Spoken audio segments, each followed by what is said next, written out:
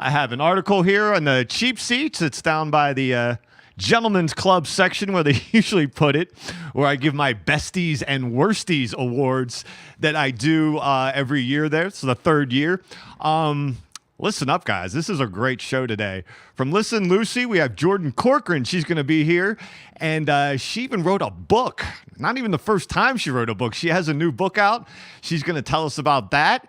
And a man campaigning for Lieutenant Governor of Pennsylvania, current Mayor of Braddock, John Fetterman, will be here, along with his wife, Gisele Fetterman, who is a constant do-gooder in the community of Braddock. They're both going to be here. And make sure you stay around for this show. What else want I talk about? The Pittsburgh City Paper. We're going to get back to that. Earlier in the year, I just wanted to share this with you guys. I do these like silly predictions where I think I can predict every game that the Steelers are going to win or lose. And this year, I thought they had a pretty good team. They had a pretty easy schedule. And I thought that they would go 13-3. Right now they're 12-3 and they play the 0-15 Browns. So looks like I might be right on that one. But there's not always love out there in the Twitterverse and the keyboard trolls. One person in particular sent me a message via Twitter. He thought that the 13-3 estimate was, maybe I was underestimating the team a little bit. I wanted to share with you. This is what you get when you're not really the public eye, but, a D-list local celebrity. After I sent the thing that they would go 13-3, this guy wrote to me. He wrote, "Hey, Mike," starts off nice enough. "What's up, bud? So far, so good." And then he says, "Guess what? Just read your article in the City Paper about your, Y-O-U', predictions for the Steelers season. And guess what else, man?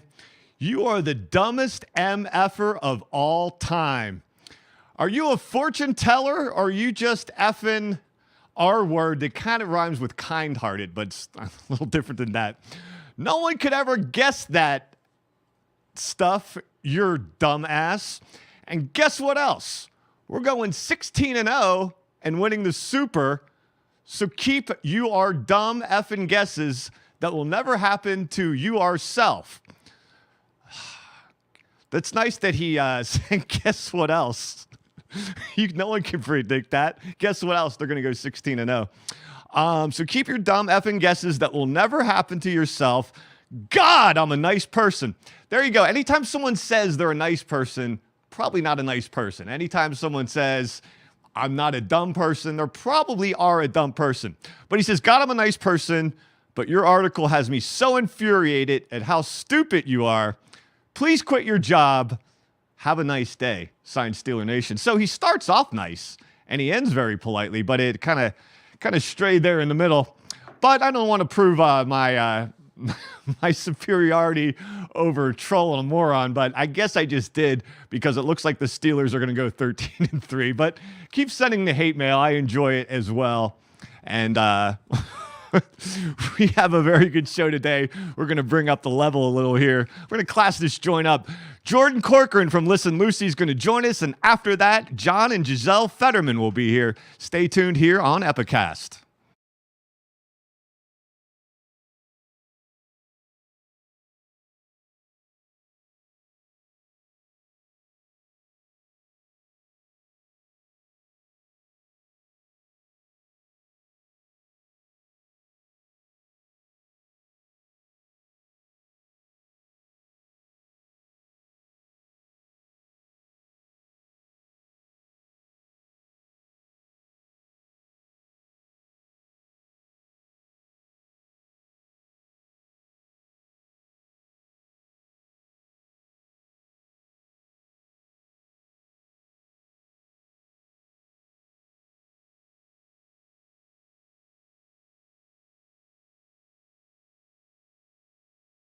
Hi, my name is Sykes, and today I'm going to tell you how to support your friends without leaving the house in 1 minute or less. If you're not able to come out and support your friends, help us get on the radar of those who can. Like, comment, share our posts, and even create your own posts. It's that simple.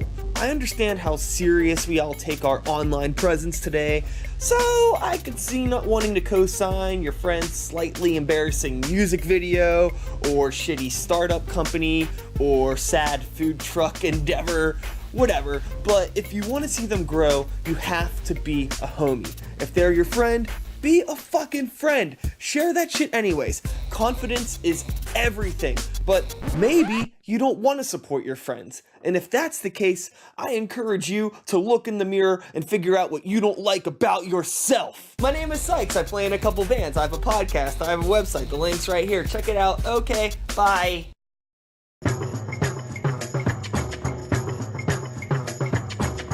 Getting down on the floor. You a cat, taste a laser up the wall. I can't stop, I won't go, I won't pause. Knock it off, hell no. Don't. I don't need all that. Antique Jaguars in the claw won't scratch. Maintain cocaine in the seesaw black. Antique propane in the seesaw packs. Tail so fat it won't run that fast. We can tailboat back, it won't be that bad. Damn. Don't do it for the gram. Can't stand the internet. This shit is getting out of hand. Do it for your man. Shake it for a band. Bigger than a bread. Make it out the pan. Block is too hot. Don't touch it with your hands. They'll burn your ass up. They'll scratch you with a match. Get on the flow. Get on the flow. Get on the flow. Give me some more. Hey, give me some more. I wanna know. I wanna know. Get on the flow. Get on the flow. Get on the flow. Get on the flow. Girl, give me some more. Girl, give me some more. I wanna know. Hey, we're back. Jordan Corcoran is here with us. Hi. Hey, Jordan, I think you heard a little bit of the hate mail. Have you ever gotten hate mail before? I have. Really? Yeah, I have had. What's really nice is Well, that and you're helping people. I know. Like, I'm just an idiot. I can see people attacking me, but I do. I unfortunately have gotten. Well, it's not unfortunate because I like it. But I had one of my social media campaigns, which was all geared on self-love. I had people write what they love about themselves, and it got picked up by the Today Show, which was so exciting. Wow, and that is cool. Yeah, it was so awesome. But because of that, one person said just another horrible idea. And I said, that's going to be my new business card. Listen, Lucy, just another horrible idea. I just got bad ideas. Yeah. And I had one kid anonymously email me from one of my presentations and said he was Jeff Durham. You know, the guy, the comedian. The puppet guy. Yeah, Yeah. the ventriloquist. And told me that I suck, I'm the worst. And he bravely did it anonymously. Yeah, and said he was a famous comedian that I can't imagine was at Trinity High School. Oh my God. People okay. are nuts. Yeah, they they're take mean. the time. Did they take the time to do that? Yeah, Like that guy wrote that letter, like you spent a little time on that. Yeah, I mean, not the punctuation or the proper use of words. You don't but, know. That might have taken him a long time to construct. So, Jordan, you're the founder of Listen Lucy. Tell everyone what that is. I am. So Listen Lucy, listenlucy.org is an anonymous online outlet where people can go and share their stories without fear of ridicule and judgment. I started it because of my own battles with mental illness. I have generalized anxiety disorder and panic disorder. And I started it almost 5 years ago, and since then have spoken to thousands of people between middle school and college, and as well as some mental health organizations, and just launched my second book that uses writing as a coping technique for any struggle, not just mental illness. The book's called Write It Out, and it just came out a little while ago. Yes, November 13th. And this is first of all, I've always admired writing a book. Like, as I write like something that's like, you know, it takes me like 5 hours to write like one page to have the discipline to write a book. And you wrote another book before that? Yes. The first book is actually a compilation of the first 68 stories that I featured on my website, plus a bunch of stuff that I wrote. I like to highlight myself as much as possible. And it is definitely a super challenging process, but very rewarding. And the second time around, it was cool because it was all me, all my ideas, and not just using things from my writers. And it's something that really goes well with my company and helps to continue to push that message of using writing as a coping technique. Now, the people are anonymous that share their stories, but do you know where they're from? Do they let you know where they're from? And tell us like some of the places that you Oh, yeah. Sometimes they do. Sometimes they tell me their name. Sometimes they're people I know and I didn't even know what issues that they were battling. But I have gotten the furthest story that I've reached has been Spain. Wow. And, all across the country, which is really cool. It's taken some time to get the word out there. And I have a ton of writers in Pittsburgh, maybe someone watching. Probably my mom. But other than that, yeah, I've gotten some really cool. I have one fan in Croatia, and she made her own Listen Lucy t-shirt. Aww. Yeah. And I said to her, I had emailed her, she's young, and I had said, can I have ask your mom if you can give me your address. I'm going to send you a real Listen Lucy t-shirt. And she said, well, I live in Croatia, so you can't mail it to me. And I was like, oh, no, that's not how mail works. Like, yeah. No, I can, no problem. I'll get it to you. Just give me the address. I'll handle it. What's usually the most common age? Is it younger people or? Truthfully, the ages I feel like kind of vary. There's a lot of college students. I do a lot of work with college students, and that's primarily my audience. But I would say the more shocking thing is that most of my writers are male. Really? Yeah, I think that anonymous factor allows them to feel like a little safer. Yeah, because women are like a little cooler about owning up to their feelings. And men are a little more cowardly about it. They don't want to. Total cowards. No, They don't want to admit that anything's wrong. Right. So, and you also do a lot of public speaking events. Tell us about that. Have you? Is public speaking easy for you? Is it something that you kind of had to do, or was it just something that you don't mind? Like for me, like I'm a stand-up comedian. I could tell. Yeah. But like in person, I'm very shy around like people. But public, to me, it doesn't bother me at all. I can go up in front of anybody and start talking. Yeah, I'm the same way, and I think a lot of people find that to be so weird because I have anxiety disorders, but I feel no anxiety about I could speak to 5 people, I could speak to 50,000 people, it doesn't matter to me. I think what's really nice about it, and I've gotten better over the years for sure, but I'm just talking about myself, so there's really not anything I can mess up. Right. You know what I mean? Sometimes, I've definitely shared things that I'm like, whoa, I got a little too in the moment there. Maybe I didn't have to talk about hyperventilating into throwing up. Like, it's not the greatest. Yeah. But I think that's also part of the draw to it is that I am able to speak, I think, pretty well on my own, and that I am super candid and am able to have like some humor about some serious struggles. Yeah, you have to relate to the audience. And then if you kind of put, that you have this, not always perfect, I think that opens it up to people. And then throw a little humor in and you got them. Yeah, I think so too. Tell us about the acceptance movement. So, Listen Lucy isn't just focused around mental illness. That's what my struggle is. But it really talks about so many topics. Family issues, divorces, abuse, loneliness, mental illness, obviously, and kind of everything in between. So I wanted to come up with a movement or a project that kind of encompassed all of it. And at Listen Lucy, we really focus on acceptance, but not just acceptance of others as you should be taught at a very young age. We do promote that, obviously, but more so acceptance of yourself. I think through the struggles that I face, when I really finally started to get help and heal, it was because I accepted that there was something wrong. And, my anxiety disorders have given me some god-awful days that you can read about in the book.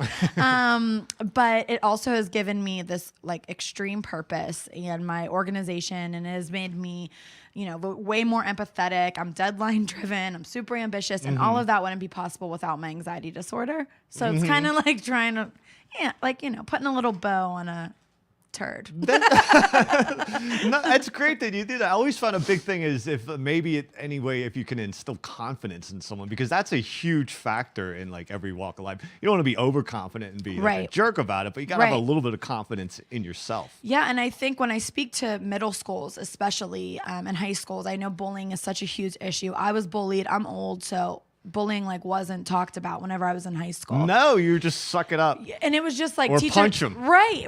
Oh man, The people I wish I would have punched.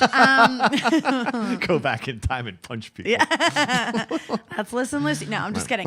But I think that the key that I think is the key, there's so many solutions out there that people are just trying their hardest to help these kids. But I think if you're confident, it's way harder to be bullied. When I was bullied, I was going through a lot health-wise, and it was like the perfect storm, and I was feeling really insecure, and those people, I feel like, sensed it.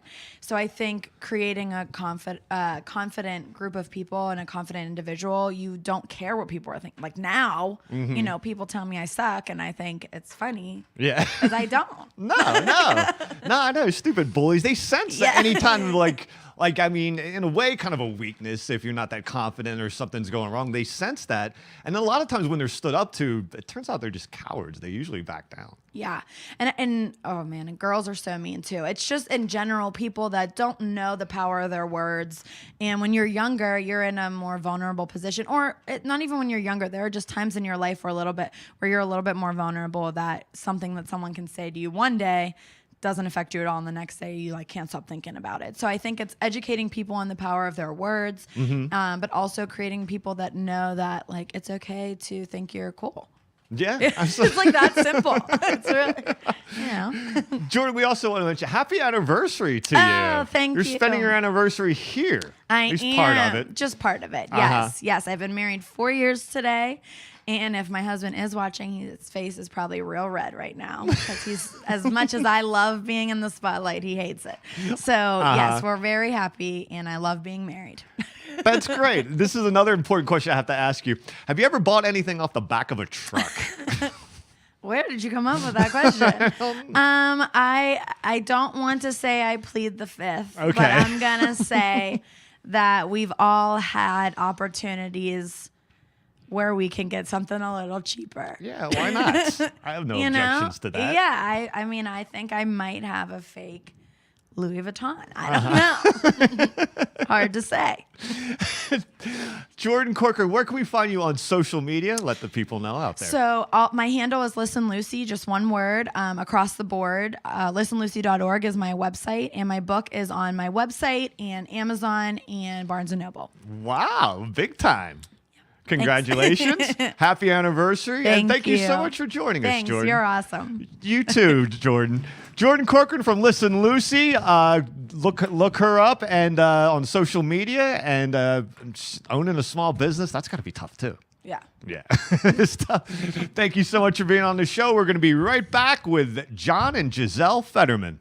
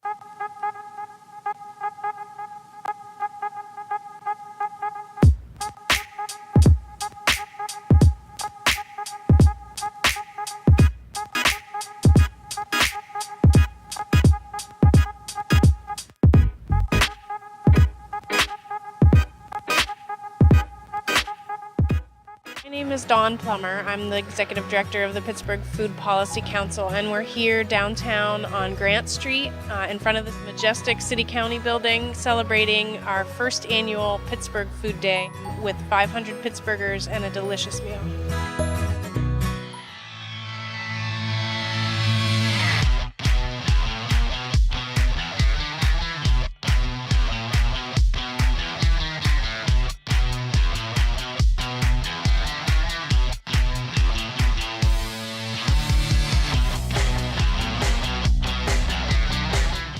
The intention is to find your true north. Yeah, I'm getting prepared for Agoge 001 by becoming the most mentally and physically capable athlete I can be.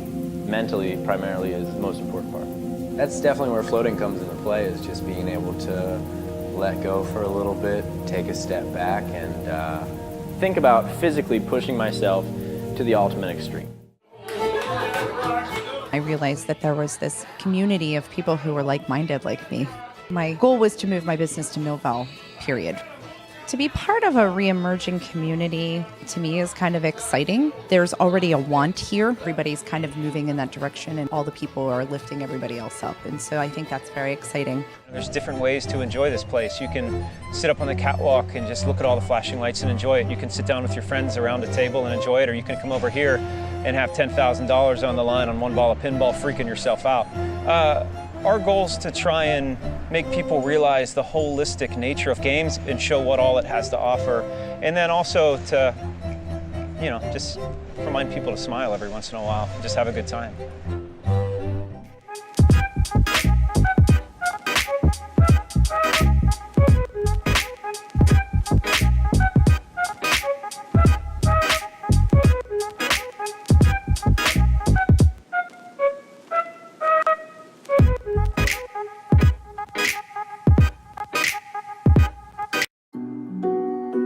I'm so grateful that I never had to make that choice between where I grew up and having to just be given a suitcase and saying, you've got half an hour to pick your favorite things and put your entire life into one little suitcase and take this huge leap of faith.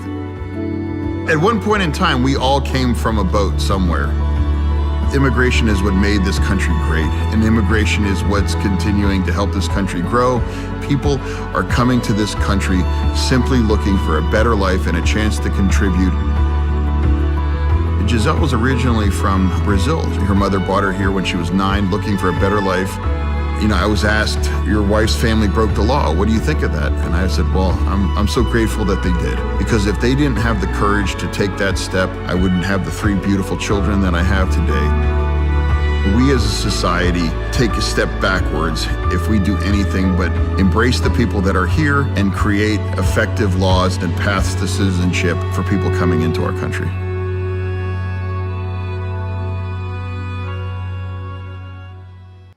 All right, we're here with the first couple of Braddock, and if everything goes well, they might be moving to Harrisburg. No, we won't be moving to Harrisburg. We're going to, retain our base out here in Braddock. Oh, that's great. Yeah. No, we wouldn't. I don't want to get ahead of myself. Uh-huh. If we're lucky enough to be chosen as Pennsylvania's next lieutenant governor, we would not occupy their the lieutenant governor's mansion. Oh, that's awesome. You can okay. He would travel a lot, a lot of back and forth. A lot of miles. But. So have you guys have been traveling around the state a lot? Yeah. No, during my Senate race, I put well over 50,000 miles on, and we launched, roughly 6.5 weeks ago. And I guess we're closing in on 8,000 or 9,000 already. So it's a lot of driving. I tell people Pennsylvania is too small to fly. Yes. And it's too big to drive. It's right there in that sweet spot where you're like, it doesn't make sense to fly in between Philly and Pittsburgh, but man, it can be a drive. So, absolutely. Yeah. First of all, did you guys have a good Christmas? We did. We had a great one. We have little ones. You have little ones, yeah? We all believe in Santa, so it's extra special. Oh, that's great. That's great. Running for lieutenant governor, I want to talk about something first. The recent tax bill. Let's go back when the last time the Republicans had the presidency, the Senate, and House. No regulation on anything. The wealthiest made the most. 1928, stock market crash. 1929. Then they had a reform in 1986. stock market crash 1987. And then they tried to trickle down again in early 2000s. They deregulated everything. They made the wealthy pay less taxes, and then there was the Great Recession. Why is it going to work this time? Yeah, no, I mean, no one believes in trickle-down economics anymore. Even the Republicans don't. It's just a sight gag for them, where it's just like trickle. You know, it's just about personal enrichment for a very select few. And you know, have you noticed that the deficit hawks that can't stand any more debt just added $1.4 trillion to you know, and they know this. They absolutely know this. And this, you know, they can barely contain the laughter when they try to say, well, it's going to trickle. It's not going to trickle down. And they know that. And people need to appreciate that this is the highest aspiration and order of a Republican ambition, what just happened. They live for this. This was the reason why so many of them would hold their nose at Donald Trump's ridiculous antics and put up with a lot of this kind of nationalism and birtherism and craziness, is because at the end of the day, they just want to be delivered this kind of a tax reform bill. And that's exactly what happened. And then much more sad to me is that they have now a permanent center-right bias in the Supreme Court for the next 20 years, and that you know, Republicans have really done a number on us. Is there any way to just get money out of politics? That way, like the left can stop complaining about the Kochs and the right can stop complaining about George Soros all the time, and then just make the money. You know, people can still contribute, but they contribute to the party rather than a direct individual. I mean, to me, that's just crazy. Yeah, well, I mean, when I ran for the Senate, I used to tell people that, you know, you can, you know, relax. You know, it's much worse than you think, money in politics.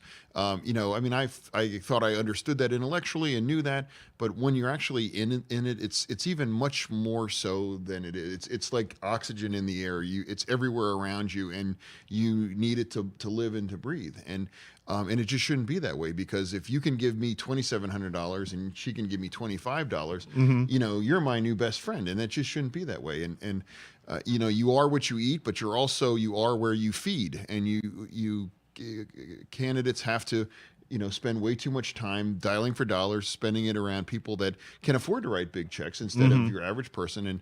And I think that's one of Sanders' enduring legacies, is that he demonstrated that you can run a presidential campaign on truly small dollar donations.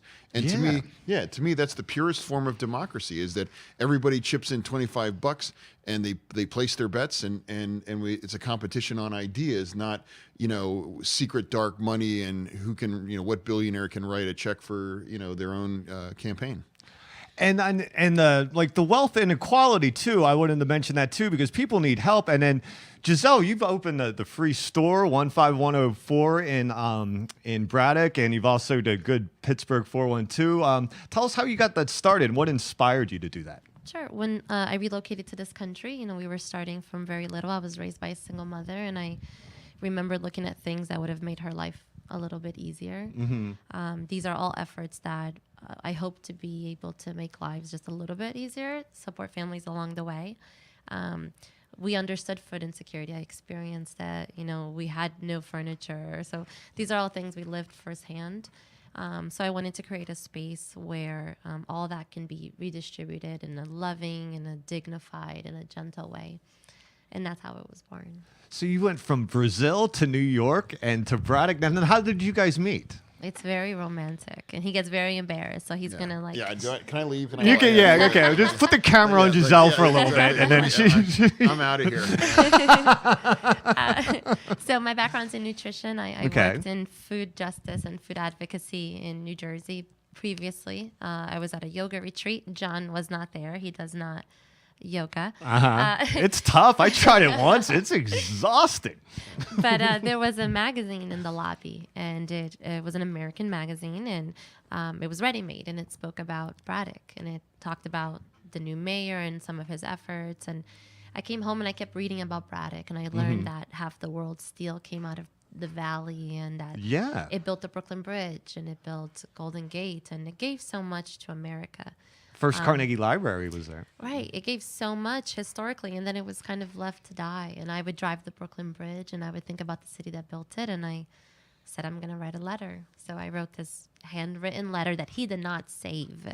He did not save it. That would have been so you're thinking special. maybe he might be reminded of that 20 years from now?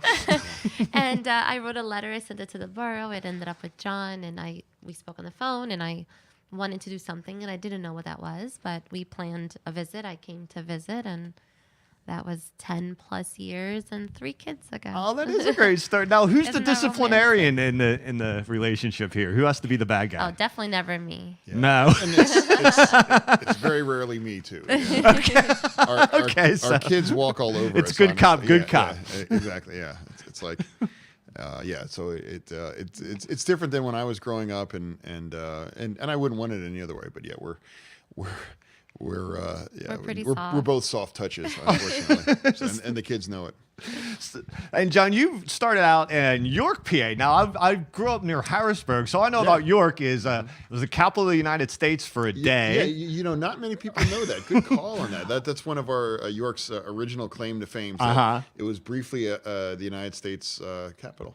And I know peppermint patties. Yes, There's a York Barbell. York Barbell, and do they make Harley Davidsons there? Or is it just a store? They do, and there's always some secret government factory as part of Harley Davidson. It was always chained off. So yeah, York is a great manufacturing city. It even had I think Caterpillar's second largest factory there at one point, and then of course they unfortunately packed up and went to Mexico. But York, proud manufacturing heritage, not on the order of like a Pittsburgh industrial town, but still a lot of it, and a lot of things that. Like you said, York Barbell to York Peppermint Patty to all these things that really kind of iconic brands in the American consciousness. And when you're campaigning, what can you say to the people? We have a president out here how somehow the towns voted for him. They thought they would be in his interest. A guy that's silver spoon, a guy that's probably never changed a tire. He's never made toast or coffee or went to the store or did anything for anybody. And they believe that when you go to towns, I mean, there's a lot of good towns in Pennsylvania that have just kind of been left behind, like Erie, Johnstown, Reading, Allentown. What do you say to the people in those cities? Sure. I meet them where they're at, and I make a point of going to all these places. And I'm proud to say that I had 2 campaign events during my Senate race in Monessen, Pennsylvania, and because those places matter, and they always have mattered. And the next major political campaign to have an event in Monessen was Donald Trump, and that rally in Monessen, I tell people, kind of marked his campaign's pivot towards going after these disaffected individuals across the country in places like that, where it was like, hey, vote for me. I alone can fix this. I alone can get things turned around. And enough people bought that, out of desperation or just like, hey, why not? Let me take a chance. And that's why he won Pennsylvania by 44,000 votes. That's why he won Michigan by fewer than 10,000. Same with Wisconsin. I mean, it had a profound ramification on our country and now the world as you see it. I know, that's absolutely crazy. Yeah, every day, who doesn't have outrage fatigue at this point? Where it's just like every day it's something new. And you think this tweet will be what does him in, and he'll have 5 more crazy ones by lunchtime, and it's just like okay.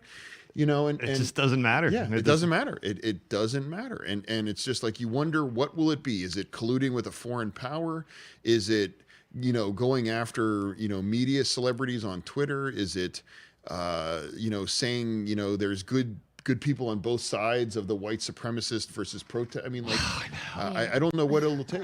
It's been a lot of difficult conversations, especially with the kids. Like, because I tell them, bullies don't get ahead, and you have to be kind, and here's our president. Good lessons, I know, for kids, really and they're like shitty all the time. All the time. So yeah, it's been hard to try to explain how these things actually happen in the world too, when I've been telling them the opposite for so long. Right. Well, you're on the right side. You stick with your philosophy. No, and it's like Dickens, like a Charles Dickens novel, like where they literally right before Christmas pass the most ridiculous tax package that everybody agrees benefits just the tip top it's like earners. 83% goes to the top 1% to buy the 5th or 6th house. And if they didn't pass it, they'd continue to keep falling ahead the way they have. And right before Christmas, and then they don't reauthorize Chip. I know. Like, honestly, like Charles Dickens would be like, nah, that's not believable. Like no one's that bad. But it is, and it's happening. And there isn't like this collective moral outrage that I sense where it's just like, what is going on here? You know, this is. I don't understand it. I really don't. And it's like so many kids depend on that for their health care, basic fundamental health care. Yeah. Yeah. And we don't have money, or this isn't a priority, but $1.4 trillion literal transfer of wealth to these individuals. That's our priority. And that's in fact our holy grail. I know. And then just even the fact that just economically, I don't know why they can't understand that it's poor people that spend money. I know that. I've been in that like most of my life, and like when you get that money, the paycheck, you put it right back into the community. Exactly. Like people that are paid better are better customers. They're better community members. They're better citizens because they can afford to support themselves and be more fully participatory. And I always say during the campaign, you know, we're all better off when we're all better off. And I just feel like we as a society have stopped caring about a significant segment of folks, and it doesn't matter how far out of the mainstream they drift or how bad things get. It's just about enrichment for too selective a few, and it's disappointing and horribly discouraging. Another thing that infuriating to me is the demonization of poor. I mean, not everyone has a dad that gets them into the business or anything, and then people struggle. The people that work the hardest are the people that are poor. Yeah, well, there's so many people I know Gisele, that work 2-3 jobs, and they're just barely making it. Gisele can speak to that. I mean, my mom was a housekeeper, Mm-hmm. so that was every day, and my mom worked all day long, and just to figure out how to pay the rent and buy you clothes and food. And I see that in my community. I see how hard folks work, and to just be kicked back down, it's really hard. How did, when you started the Free Store, how did the rest of the community react? Did they pitch in immediately, or did it take time? Or Can I answer that? 'Cause yes, I want to. Sure. She's Absolutely. She's too modest to say this. Uh-huh. The Free Store has been operating now for over 5 years, and I've never seen anything like it anywhere. Is that it's still continuously volunteer driven. 5.5 years later, they've never paid a salary. They've never had to have a staffer there. It's driven by Gisele and her group of volunteers that sort the merchandise, rack it and get the store ready three times a week, and it's extraordinary. And they do it with, as she said, kindness, dignity, empathy, and if you need it and they have it, you got it. And things are never sold, unlike say Salvation Army or Goodwill. Right. Folks that donate whatever, if somebody needs it, we have it, you get it, and it's free, and that's the essence of the Free Store, and it's And my such. volunteers That's are awesome that you do residents. that. Yeah, Really. yeah, and they're they're community members, which is really special. It's extraordinary, and in fact, we nominated them for a Jefferson Award because it's like to show up multiple days a week, and to do it for year after year after year.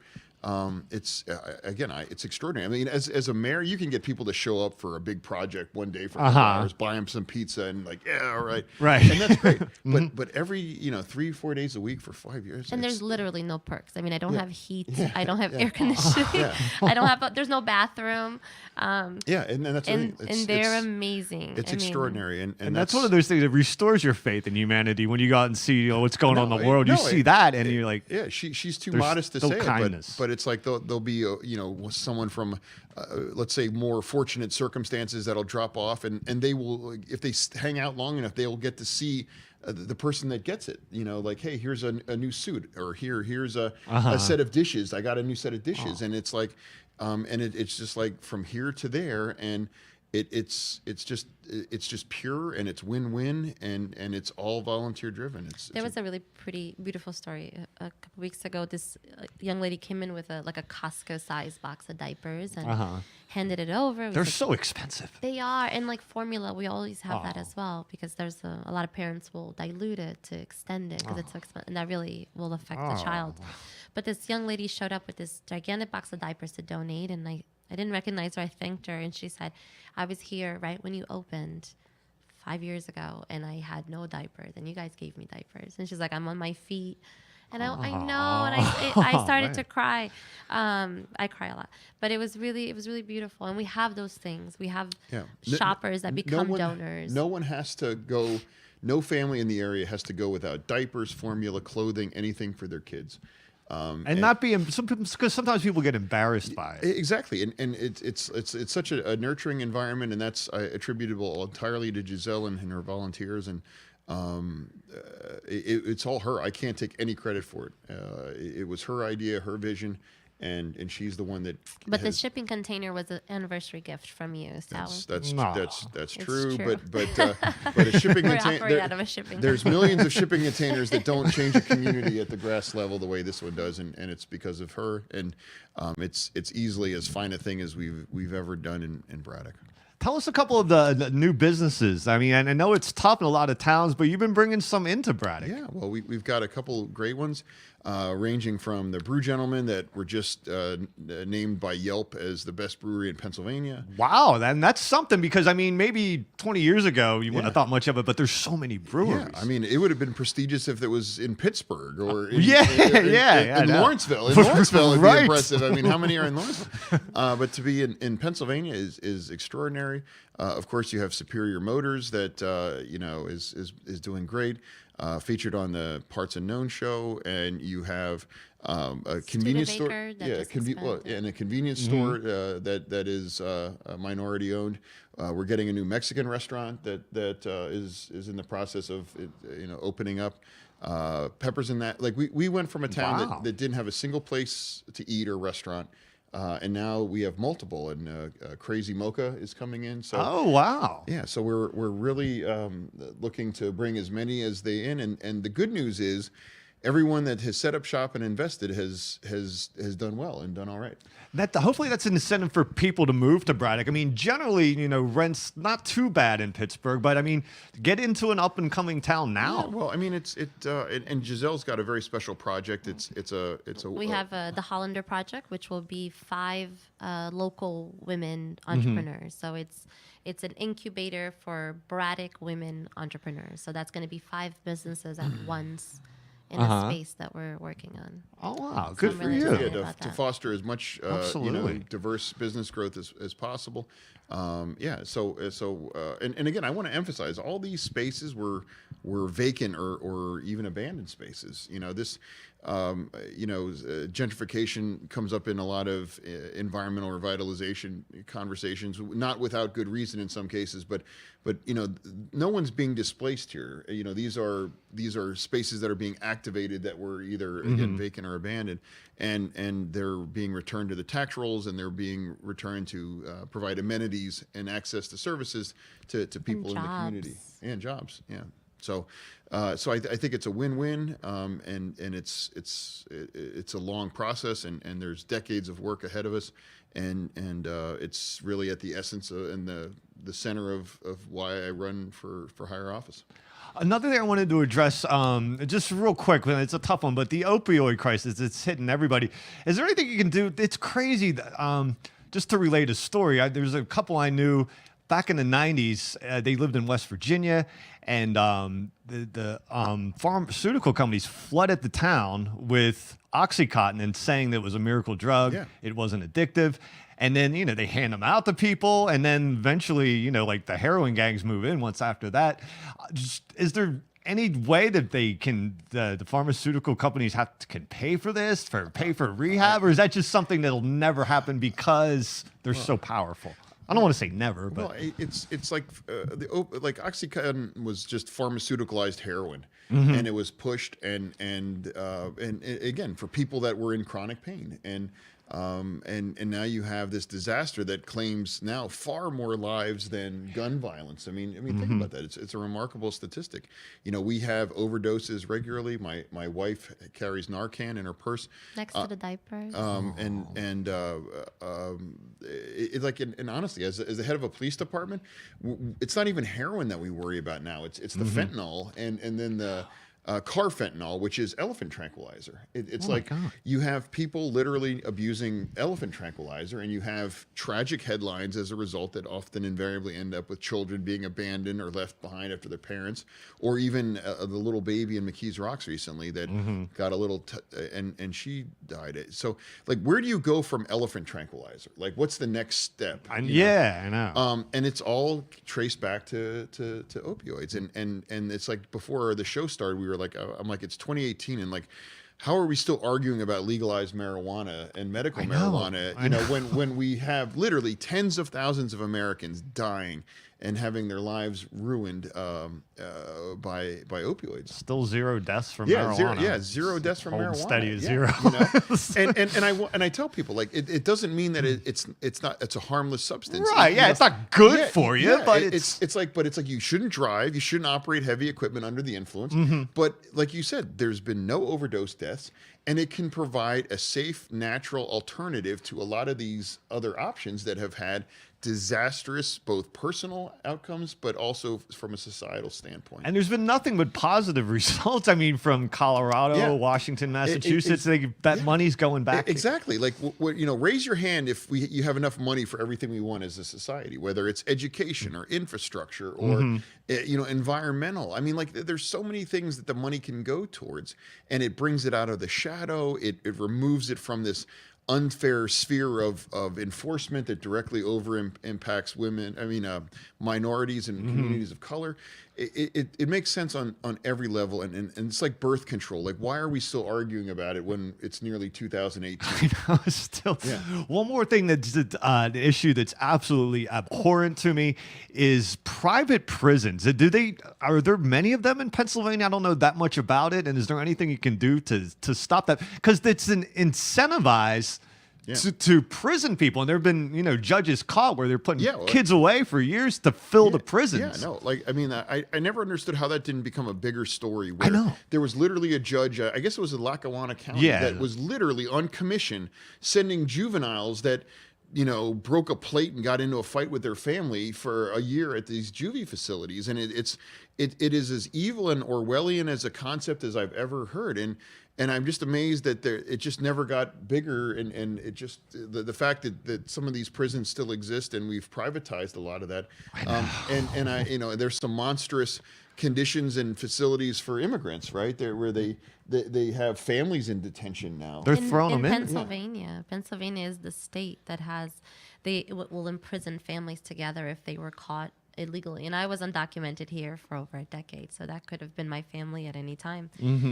So these babies are growing up in jail, in cells. Oh my God. And I think the average stay is like 2 years or something. Is it crazy that love thy neighbor only extends to if they look like you? Yeah, no, and just That's the crazy. fact is that you know, red letter, you know, Bible, like, you know, what would Jesus take on the poor? What's Jesus's take on all these things?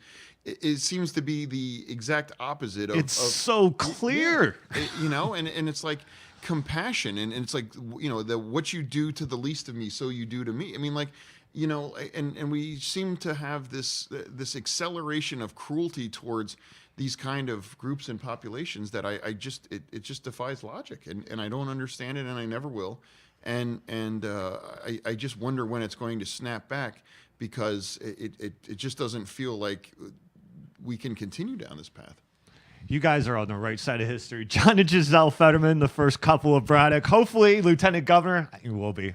Anything I can do to help you out there, John. Absolutely. I appreciate it. Thank you. It's great to be here. Any new, you mentioned the Women Entrepreneur Project, and you're very busy yourself. Anything else you got coming on the horizon? So the Hollander Project will be the big one. We're going to be opening up probably by March. We have all the women lined up. I would say May, honey.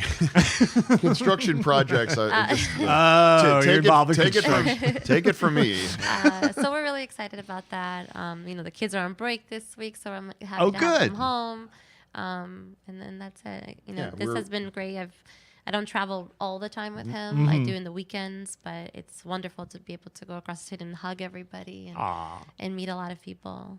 John and Gisele Fetterman, thank you so much for taking the time out to join us. It's wonderful to be here. Lieutenant Governor John Fetterman, his wife Gisele. I want to thank the Pittsburgh City Paper, Tyler Vietmeier and Buzzy Torek, and we'll be back next week. Thanks for joining us.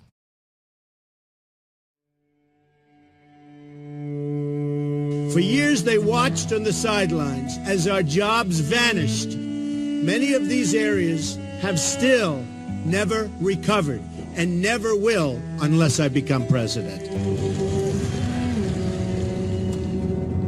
It's just such a fundamentally unjust situation that we have. Leadership in this country will turn around and use towns and places like mine as props. Donald Trump hasn't shown up since then, and he won't, because he never cared about places like this. All these beautiful buildings became vacant because, compounded by the opioid crisis, the entire environment collapsed almost overnight. This area to me means everything. I've been the mayor of Braddock, Pennsylvania now for 12 years. By every metric, things have improved in Braddock. From a public safety standpoint, from a new businesses in the community standpoint, Braddock is much better off than it was 12 years ago. The tactics we've used in Braddock are just, most importantly, never giving up, working to make it a better, more safe, more just, more prosperous community. That's been our mandate, that's been our mantra. Got to get busy living or get busy dying.